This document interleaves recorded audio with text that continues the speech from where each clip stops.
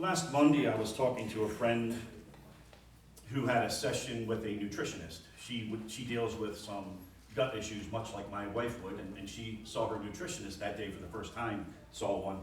And I asked her, we were driving to visit someone, and I asked her what she might have learned from the nutritionist, what came up. She said that it was interesting, the nutritionist she went to also has a therapist in her office. And so the therapist asked her about some of her self-care habits. And so she asked, the therapist asked my friend who went to see the nutritionist, what are some of the positive traits that she has, that she exhibits, some of the things about her life that are good. And she had trouble doing that, my friend, had trouble thinking of those things. And if you remember 2 weeks ago when we looked at some of the traits, those 7 virtues in Philippians, I asked, and I didn't expect a lot of answers. It's difficult sometimes in a congregational service for people to call out, but there weren't a whole lot of things mentioned, and I hope that you took some time, some of you, over these last weeks, or will take the time to think about those things. What are the positive things here at Creekside Community Church that are going on now? Some of the things that grew and happened during Pastor John Argo's tenure here. Because it is important, it's vital, really, to think about those things, because our minds are prone to think about what is wrong, what is negative, what doesn't go right. So when she talked to her, though, the therapist brought up a few things. She said, well, what about this? What about that? And my friend started to say, well, yeah, that's true. Yeah, that's true. Some of the things that she pointed out, or at least agreed to, my friend, was that she's a good mom. She's raised 3 children. They're adults now, and she still cares for them, but she's raised 3 children. She's punctual, and she respects others' time. She works hard at her job. Yeah, not everybody does that. She does. And she demonstrates care for others. Just a few of the things that my friend was able to see while sitting with someone who was actually coaching her, if you will, helping her, right? So that's part of what we should be doing for each other as well. Reminding one another of the things we do well, the things we see in others that are good. My friend was challenged or tasked to write down a few more things before her next session with the therapist, and we're going to talk about that some, just to try to encourage her in that. And again, my point of telling that story is to just remind us that sometimes we need somebody to help us think of those things. So today's message I entitled, Where Do I Go From Here? And again, if you remember, when I was here 2 weeks ago for the first time, I mentioned that we're going to spend some time with a sort of a broad theme of going through transition, because Creekside Community Church is in the process of transition. And maybe you're a new Christian today, and you need to know what to do even, period. Maybe you're somebody that's drifted from the Lord and wants to get back with him and wants to figure out, where do I go? Maybe you're somebody that's been around a long time and have done quite a lot, and maybe aren't sure what the Lord wants for you. So as we gather again, as you all meet, not here Sunday, we're just listening to a message and singing praise songs, but as you meet otherwise, I would encourage you to encourage one another in the things that you do well. Point it out to somebody. I appreciate that you do this. I appreciate that. Because that really does well for us, and it does good for us, and it helps us to be encouraged to go further and to do more. If you have your Bibles, we're going to be looking at Romans chapter 12. Verses 1 through 8. But let's read from Romans 12, verses 1 through 8. And again, I'm reading from the New American Standard.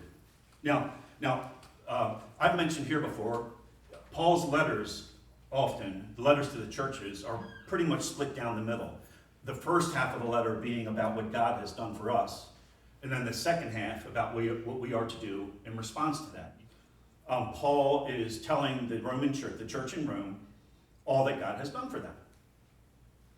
And so he begins chapter 12, therefore, because of all that God has done for you, I urge you, brethren, by the mercies of God, to present your bodies a living and holy sacrifice, acceptable to God, which is your spiritual service of worship.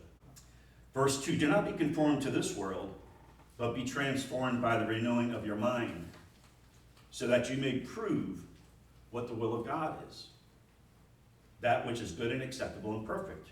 For by the grace given to me, I say to everyone among you, not to think of himself more highly than he ought, but to think so as to have sound faith, sound judgment, as God has allotted to each a measure of faith. For just as we have many members in one body, all the members do not have the same function. So we, who are many, are one body in Christ and individually members of one another. Since we have gifts that differ, according to the grace given to us, each of us is to exercise them accordingly. If prophecy, according to the proportion of his faith; if service, in his serving; he who teaches in his teaching; he who exhorts in his exhortation; he who gives with liberality; he who leads with diligence; and he who shows mercy with cheerfulness. We go back to verse 3 and talk about that for a while, and then look at some of the traits of these particular gifts. And hopefully today, each of you here will think about yourself.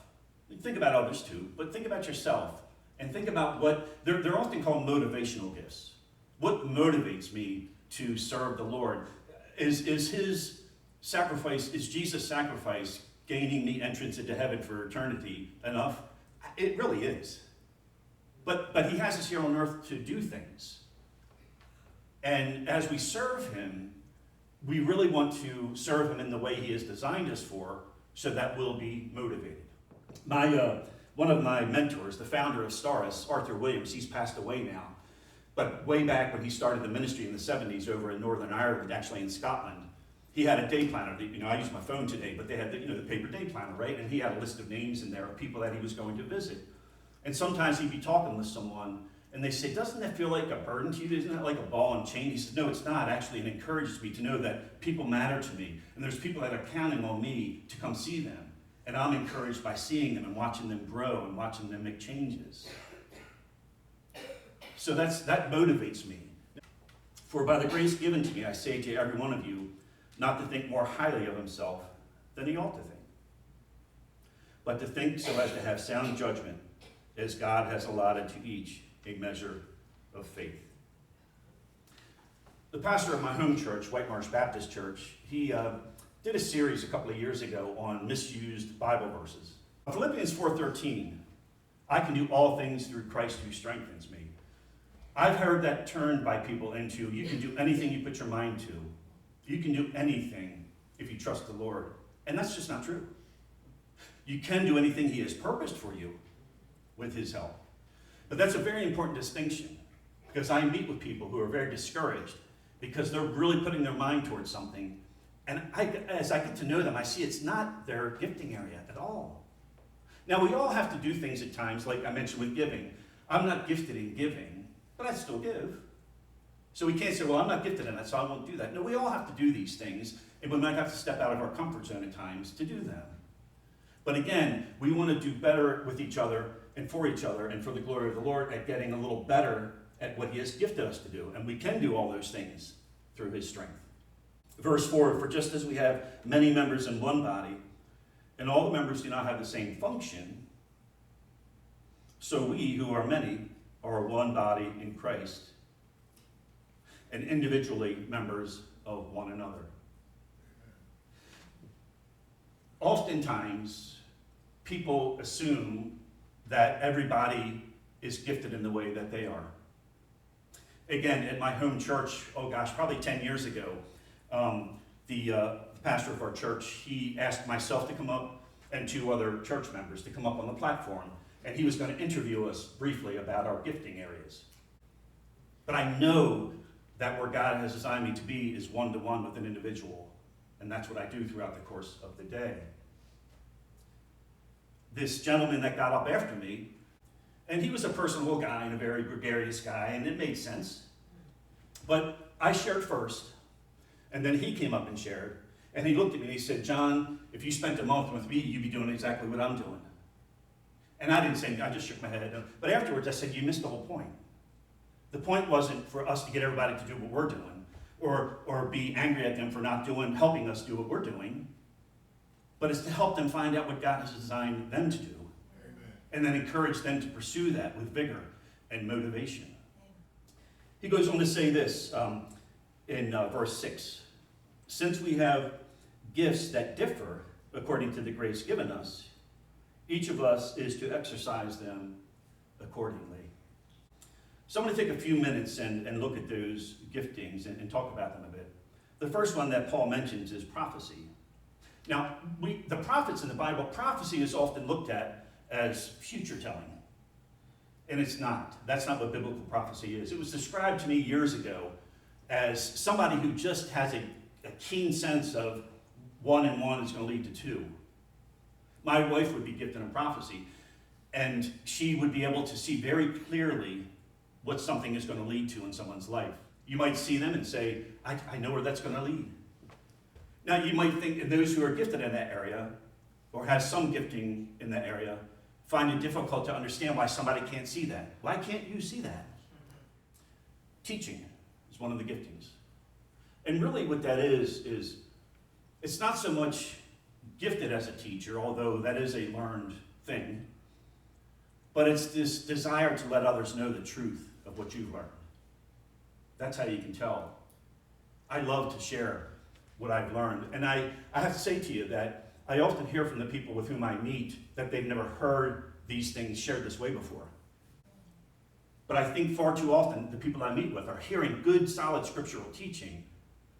And I've said this here before, one of the things I hear more than anything else, not always verbatim, but in some way, shape, or form, somebody says, everybody's telling me what to do, but nobody's showing me how. Just trust in the Lord. I agree. How do you do that? Give it to God. What does that mean? People don't know. It's true. It's scriptural, and it's accurate. It's expository. It's the truth of the Bible. But it comes without the means by which to carry that out. And that's, the next one listed is exhortation. I mentioned encouragement. That's my desire each morning before I leave for my visits. I do ask the Lord to help me to be an encouragement to the people with whom I meet. Again, I'm not saying I always am. One of the things that I talked about with my friend about her assessment with the therapist was, and I've mentioned this here again, forgive me, but probably that I take courses with the Lake Counselor Institute. I've taken courses with them over the years that are located down in Northern Virginia. And one of the workshops, probably 15 years ago, was I was to get 5 friends to write 5 positive things about me and 5 negative things. And this person I mentioned was one of those friends, and a few others I asked. And they said it was difficult. Who wants to write negative things about a friend, right? But I wasn't surprised by any of the things that they wrote. But when I went back to the workshop and sat with the group to discuss our findings, I said, what I'd like to do really is I would like to ask that of somebody, first contact, somebody I just meet for the first time. Now, I would never do that. Who's going to say, what do you think of me? Like you're not going to ask somebody that. But I would like to do that because, again, looking at temperaments, which I've talked about here before, I have a German heritage that's Stoic. The Teutonic is the phrase given, Teutons. The Swiss and the Germans, they're Stoic, and they're all sort of rigid. When I was traveling to Ireland with my colleague Arthur Williams, I mentioned, we were going there one year, and we traveled through Frankfurt. And we were on the plane going to there, and he says, you're quite Teutonic. I never heard that. I was like, oh, thanks, But I was embarrassed to ask. So, I got there and got on the phone and looked up that, and it's the Teutons. Again, they're the Germans. So he says, in any airport, usually 50% of the people are indigenous to the area. They're just traveling through their country. The other 50 are foreign travelers. And you go, and we landed in Frankfurt. He said, take a notice of all the people.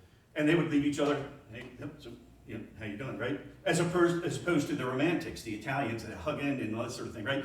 When I was involved in NA, Narcotics Anonymous, early on, you hug. And I'm like, I don't want to hug. Like, I don't do that. And they're like, well, you're going to relapse. I'm like, what's wrong with me? Not only am I a drug addict, but, what's wrong? Well, I realized that it's just not me.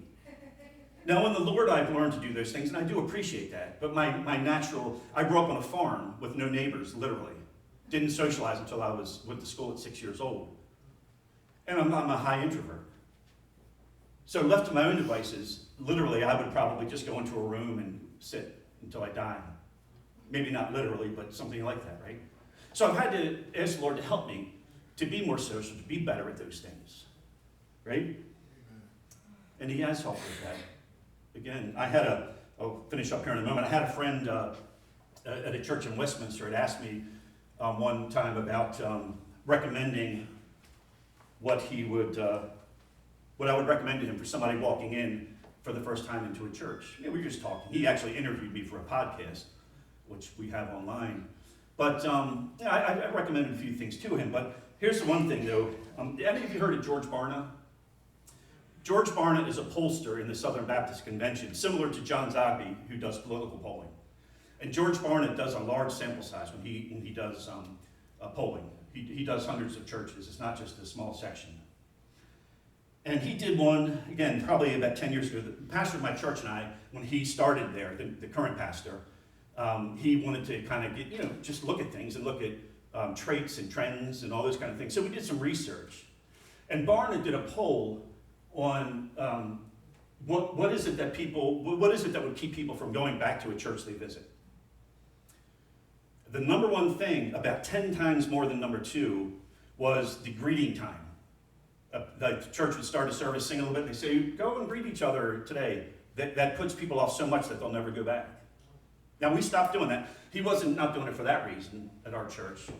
I know, I don't think you all do that here, but that's surprising. I found that surprising. But I know what that's like, because when I first got saved, I was very ashamed of me. I was saved, but I still had my baggage. And there was a lady at my home church, she's passed away now, who used to come barreling over to people and hug them. And she'd say, I don't care if you want it or not. And you know what? My friend and I, Phil, I still see him. We used to look through the window, see where she was, and go around the other way. Because we didn't like that. It didn't bring us joy. But she was wrong, I have to say to you. Because today I would say to her, if she was still doing that, I said, if somebody's like this or something, don't do it anyway. Don't do it anyway. Again, that's not a spiritual gifting per se, but it is one of the traits that comes out of people trying to encourage others, trying to welcome them. Just some things we need to be aware of or want to be aware of. Giving is another one listed. There are people who just love to give and give and give to all sorts of things. Again, we don't have to be gifted in giving to give. We all are called to give. But it motivates some people. Give and give and give. Amen. I have a family member that's fairly wealthy, and she and her husband, one of my sisters, but she and her husband give. They helped us out so much when I was incarcerated and when I was going through what I was going through. Never a second thought, just helped. Now they had it, but they didn't have to give it. And they still do. Amen. Help people. And that motivates them. Not everybody who's wealthy is stuck up or hides it and hoards it. Leading.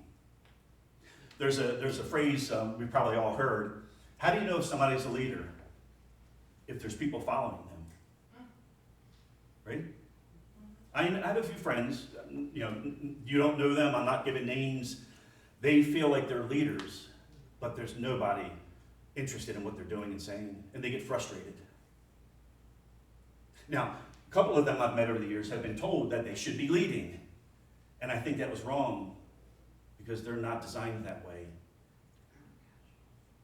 But leading people, helping them get things done, being a catalyst. Again, if you think about folks here that you've known of each other for years, those of you that have been here, you'll think of those folks. They just seem to get people motivated to do things and gather. I had a close friend, he doesn't live here any longer, but he was very frustrated. He asked me why people would come do the things that I'm doing, but not him. What do I say? But he was kind of offensive. He wasn't the sort of person that you'd want to follow. He was frustrated with that. And people came to me, and he said, why don't they come to him? Why do they go to you instead of him? What am I supposed to say? They would come to me and say, I don't want to do things with him. I'm like, I can't answer that. You have to talk to him, But they wouldn't. The last one is mercy. Gifted in mercy. And I was talking to a friend. I just started a podcast. I interviewed a gentleman yesterday up in Frederick that works as a volunteer with us. That's my second one. The first one I did, again, it's on my YouTube page and our Stars YouTube page. It's a young lady that I mentioned that Trina and I meet with up near Pennsylvania. And I interviewed her about 3 weeks ago as a podcast. And one of the things that I talked to her about was I had asked her about her gifting. And she did an assessment, and it showed mercy as one of her high traits. And really what that is, just in brevity, I'm going to ask the worship team to come on up in just a moment, but we're going to close. But in brevity, mercy is when somebody is hurting, your heart drops for them.